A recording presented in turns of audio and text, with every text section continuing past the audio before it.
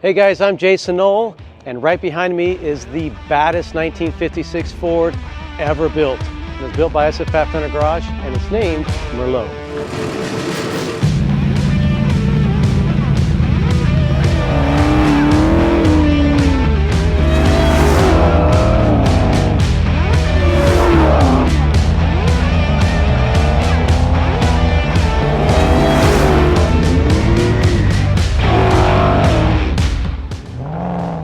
So this truck was built right here in Gilbert, Arizona, in our shop, Fat Fender Garage. And let me tell you a little bit about it. This 1956 Ford F100 was delivered to us by a customer. This was his project, his truck. It was pink. We called it Pinky when it showed up. And we decided, hey, we're gonna rebuild this thing and we're gonna make it super awesome. So let me tell you how we got started. First and foremost, we got a 1956 chassis from Porterbuilt, and we put a brand new suspension under this, coilovers, fully built, fully designed and engineered to handle and perform with all 750 horsepowers underneath the hood.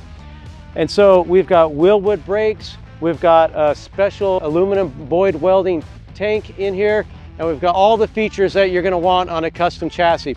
Underneath the hood though, we got a really sweet, nice 5.0 liter Coyote motor. Let's check it out. This 5.0 Coyote motor is coupled with a 3.0 liter Whipple supercharger. It's got a really quick snap, a lot of power to it. It's really fun, but at the same time, rather than having this massive looking engine under here and all the stuff you can see, we really wanted it to be nice and clean and just really simple. We've got a lot of areas where we're trying to get heat to escape out of here. We've got your overflow tanks and your coolant tanks and where you're gonna be able to fill those up, but we want it to be sleek and clean and tidy and just really simple, restrained. Less is more in this environment. We got some really cool fog lights, we got a chin spoiler, and we got some really cool honeycomb vents in there just to kind of set off the front end and kind of give it a little bit of a GT look. One of the cool features about this truck is some of the little subtle details. Like we got some really cool AG wheels. They're black, kind of a satin black, but with little kind of bright red ARP bolts on there that kind of tie it all in. We wanted a little bit brighter than the red on the truck so they would stand out and pop. But then we got this really cool designed running board, kind of got it cut out, a little bit of a nicer inspired look. We got some carbon fiber mirrors that we have on our website you can purchase. We've got some nice, cool Cerakoted billet door handles.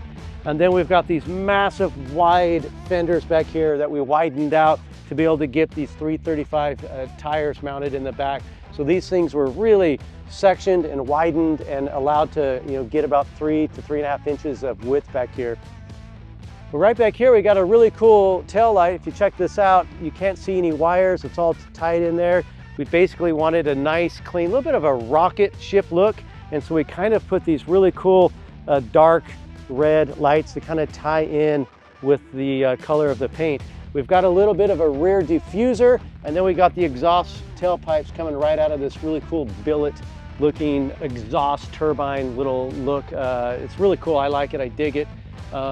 We got these diffusers down here. You can check those out. And then a little bit of an accent in the tailgate right there. Up inside the bed is a beautiful, nice, warm mahogany type wood in here. We've got some Cerakoted bed strips, and the color matches perfectly and ties in all the reds and browns and everything with the interior. So well, let's go check out the interior and let's show you what we did inside. Now this is a full-blown custom interior. You don't see a lot of 1956s like this at all, or probably ever. And so we really spent a lot of time trying to design some comfortable details to kind of feel, again, like a hot rod, a little bit modern, kind of a nod to the modern. And so still have some of the features that you would experience like in a new truck or car, and a little bit larger screen, because this guy plans to drive it. He likes tunes, he likes to listen to the radio a lot, and he really wanted to jam out and also cruise in the city. And so it's fully insulated. Like, we spent a lot of time trying to get this super quiet inside. You don't hear hardly any sound in this thing at all. Like, you can cruise at 85 miles an hour, listen to your tunes, have a conversation, and it really is impressive that in a truck this old, you can actually enjoy the conversation. So it's fully insulated, and we've got custom fiberglass headliners, some really cool Mustang seats. a custom designed center console with your window switches right here, push button start. We did use a shifter here. Now we've caught a lot of flack. Some people said, oh, that looks stupid.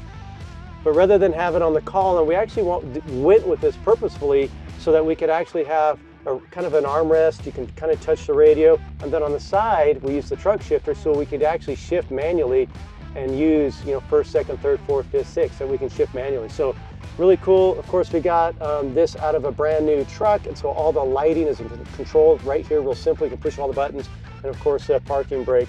We've got these really cool vents that we use. You can kind of turn them on and off and angle them, and they work really well. We actually stole those out of I believe an Audi, so pretty cool. Your AC controls, your Dakota digital gauges. Of course, we got a Spark steering wheel, and you know, Cerakoted, and then nicely leather wrapped by our friend Adrian at Steering Wheel Art. So all this stuff has really been articulated and thought out and planned out, and we even put a nice leather dash on here. So it's super quiet, it's fun. We really have a great time driving it. And so one of the really cool final touches on, check out the floor mats. We actually put GT100 on there instead of an F100, GT100. So very cool. We're excited about this. We're actually wrapping this up. It's being delivered to the customer tomorrow. So this is kind of like our last day to just get some final cool details and filming on it and make sure that you know, we get a chance to share this with you. It's amazing. A lot of people love this truck. And if you love 1956 Fords, all the, you know, F100s, I mean, the quintessential hot rod truck, the baddest of all of them, whether it's Ford or Chevy, is the 1956 Ford F100. It's just in a league of its own. It's sick, it's awesome, and this is the sickest F100 that we've ever built.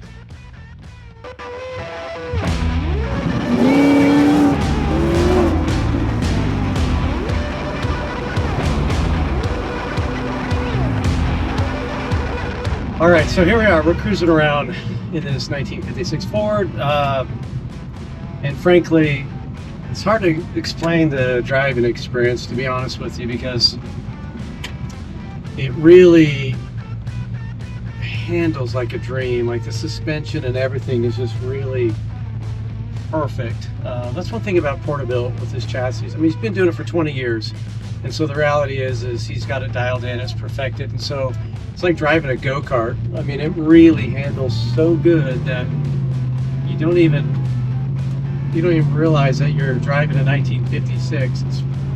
It's phenomenal. So the power steering, the handling of this thing, it just really corners like it's on rails, and so comfortable. It's, you know, even though it's a sport truck, like it's made to handle everything that, you know, you want to throw at it. The suspension handles all the bumps just fine.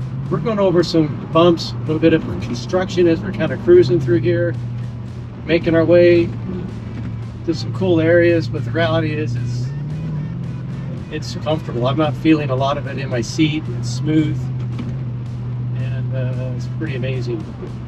That's how you want your truck to handle. I mean, in 1956, quite frankly, it was pretty bad. Like, steering wheels all over the place, everything was just really rough, and so this is like the perfect handling, you know, truck, if you will. So it's pretty cool.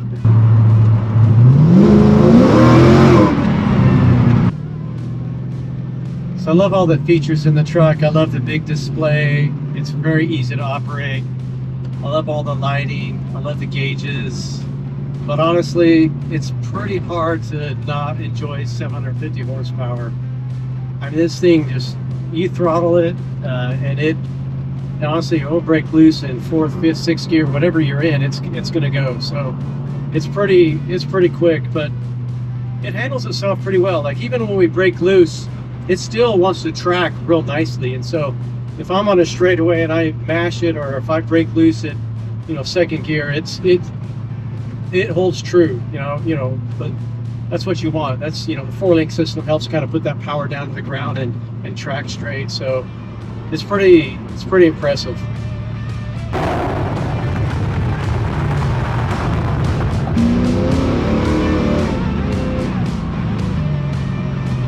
That's a wrap. If you like this build, why don't you give us a call?